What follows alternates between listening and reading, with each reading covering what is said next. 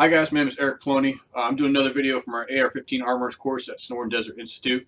Today we're going to be doing a continuation of the last video I did, which was kind of on the cycle of operations. But this time we're going to be going more in depth into the malfunction side of things and how to use the cycle of operations to diagnose and fix and correct these malfunctions that you may be having. We'll be using all snap caps today, and all these firearms and parts that I've been dealing with have been cleared.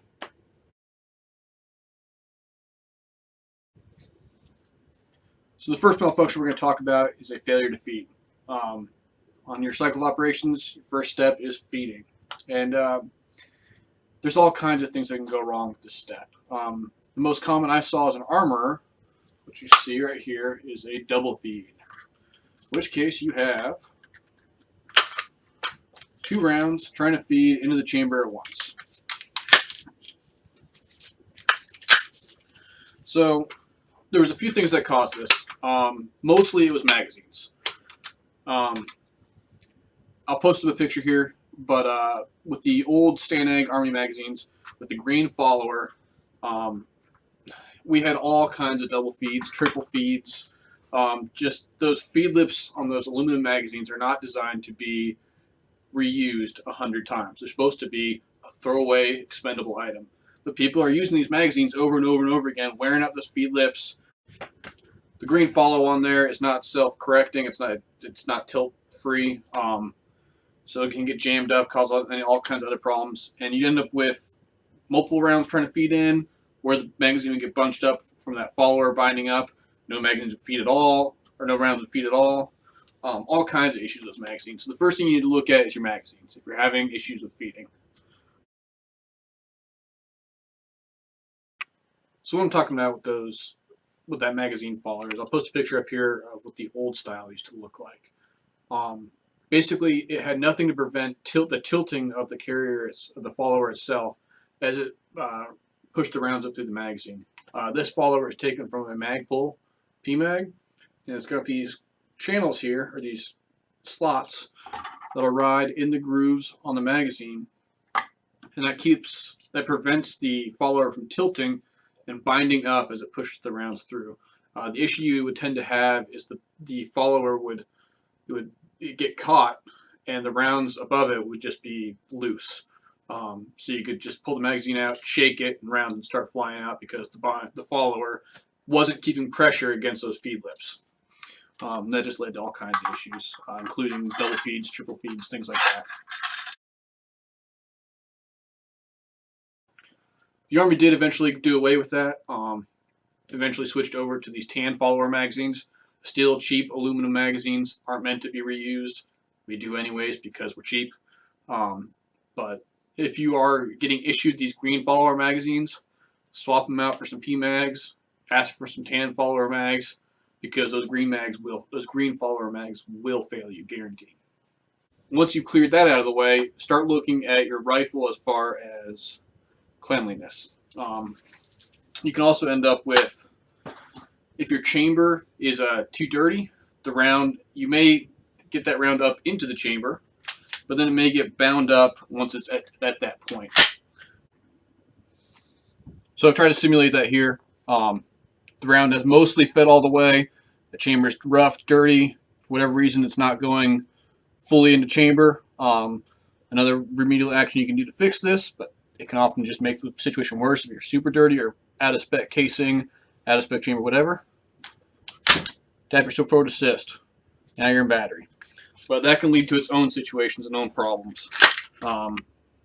If you are getting a lot of issues with failure to feed, failure to chamber, failure to lock, it might just be more than just the ammo. You need to start looking at your firearm itself, your chamber, make sure everything's in spec, make sure everything's clean. Another issue that can cause failure to feed is, one, the magazine catch. If the magazine catch doesn't have the proper tension, doesn't hold the magazine fully into the lower receiver, it's not going to raise it up high enough for those rounds to be stripped from the magazine and fed. But another issue that can cause this is inserting a fresh mag with bolt close. If you don't know what you're doing, if you're not familiar with the system, and you don't give it the extra tap, it'll look like it's in there. Then when you go to cycle it, the magazine isn't high enough, catch that next round. But what you often see is a guy will do a cool guy style, not emergency reload, but tactical reload. And they'll insert that new magazine, they'll continue firing, it'll cycle, and that magazine will drop because they didn't have it fully locked in. To prevent that, it's simple. When you're doing a tactical reload, or you're reloading on a closed bolt, insert the magazine, give it a tap. Make sure you hear that firm click of the magazine catch latching into the magazine. Another cause of failure feeds that you'll see is not so much, you probably won't see this as much as an armor with an official issued M4 or AR-15, but you'll see this a lot more with these home builds, guys that don't know if they're doing what they're looking at. But it's mismatching your barrel with your upper receiver. You'd say, it's an AR-15, it isn't all supposed to be interchangeable, but pay special attention to the feed ramps. You can have on your barrels, you can have barrels and upper receivers. You can have what's called a M4 style feed ramp, and it's just two scalloped cuts that help guide the nose of the round up into the chamber. And I'll post a picture here of the different mixes you can end up with.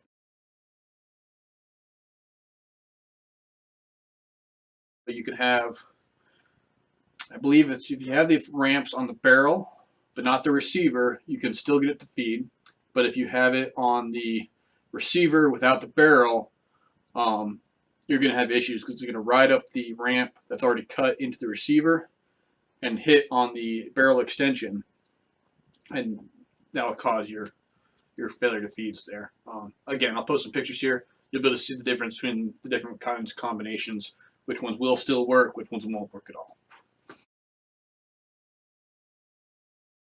The next one we'll look at is failure to extract. It sounds pretty simple. Obviously, the first thing you're going to look at if your round is not being extracted out of the chamber is your extractor. So the extractor rides on the side of the bolt, sits right here, and looks like this. And it's got a little lip there that rides over the lip of your round, and that pulls it out of the chamber. There's a few things that can go wrong with this. First off, spring can go bad. This tends to wear out. One of the earlier springs that'll wear out on your firearm. So keep an eye on it. Make sure you have a quality spring in there. Some companies don't install this little rubber gasket O-ring thing. It's highly recommended that you do have one in there. It gives it a little bit more extractor tension on that casing and ensures a little bit more reliability. Another issue you can have is with steel cased ammunition. It doesn't expand and shrink back as quickly as brass case ammunition does, so it may still seal into the chamber. And if your timing's not right, it won't shrink back down in time. Your extractor will just ride right over it, leaving the steel case still in there. Another issue I want to talk about when it comes to a failure to extract is really getting down on when you have it happen, paying attention, being situationally aware, and understanding, hey, why did it fail to extract exactly? One problem you can encounter is pop and no kick. What pop and no kick is it's basically a squib load. The primer went off, the powder didn't burn, so you're not getting that loud bang, no kick. It's just a small little pop, just enough to push that round further into the barrel. But it's not enough to cycle the action, and you'll end up with what you think is a failure to extract. So like I said, be situationally aware, understand, hey, that last round I fired didn't feel right, I didn't see impact down range. And when you go to inspect your firearm and you notice that it was a failure to extract, look at what type of failure to extract it was. Do you have another type of double feed like I discussed in the last video where there's a round still in the chamber, the bolt cycled back and tried to feed a new round, or did it not try to feed a new round at all and the bolt's still locked forward on that empty casing? When it comes to clearing a failure to extract, there's a couple things you can do. If it was simply just a timing issue and the casing wasn't allowed enough time to contract again and you're able to pull it freely, it can be just as simple as cycling the bolt again and that'll extract it and eject it. If the casing is stuck up in there and it's not coming loose and maybe the the rim of the cartridge is stripped off, and there's no way your extractor can grab onto it anymore. A common thing you can see guys do, and you'll see this a lot, and I see it on the competition shooting side of things a lot, is guys will do what's called mortaring their AR. And that's simply just taking the charging handle in your hand here and slamming it on the ground somewhere. And you're on the ground, taking a knee. I'll post a picture of it from what we're talking about here. You're just slamming that buttstock on the ground with the charging handle unlocked, and allowing it to try to use gravity to pull that empty casing out of there. So a few different ways people can adjust the timing on their AR-15. You can use a heavier buffer system, give that bolt carrier group a little bit more time to try to overcome the inertia of that buffer system. Another thing people do is mess around with the gas system. Usually the easiest way to do this is an adjustable gas block. But people like to overcomplicate things, and you usually get this issue a lot with your short-barreled AR pistols, simply because that barrel is so short, that gas system is so short, there's not enough time for that round to contract, that casing to contract and shrink back to its normal size. So people will do, I've seen a looped gas tube. That's supposed to give it the system more time to shrink back down, allow it to pull that casing out smoothly. But that's just inviting a whole other set of issues in. AR-15 pistols, when you get in those real short barrel systems, they have all kinds of variety of issues with timing. So just be aware of that. The last issue we're going to discuss is a failure to eject. So the first thing you're going to look at is your ejection pin here on your bolt face. That's that circular pin, that 12 o'clock position right now. And that, as I discussed in the last video, it's just a pin that's under constant spring tension. So when the round is chambered, that spring is compressed, and once it starts to exit the chamber, once the front of the casing is free, that round or that pin will push on the back of the casing here and pivot it around that extractor and kick it out. So if that gets gummed up, if your spring gets worn out, if the pin gets deformed or the head of your casing gets deformed, that can lead to those ejection issues. Another thing you can look at is, again, back to your gas system and your buffer system, not allowing the bolt to go far back enough.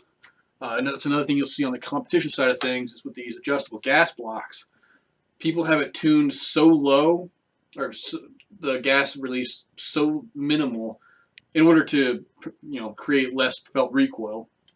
But the downside of that is it might not be kicking that bolt back far enough for that casing to get free of the chamber and get kicked out. That can also lead to other issues with failure to feed, with the bolt not coming back far enough to pick up the next round, that type of thing. But that's one thing you can look at is maybe the buffer system is too heavy, not allowing that bolt to come back all the way. Gas system's tuned too low, not getting enough gas in the system to allow it to go far back enough. Just some things to look at and be aware of. So like I said in the last video discussing the cycle operations, having a good understanding of that can help you diagnose the different types of issues you're having. For example, I think I used the same example in the last video.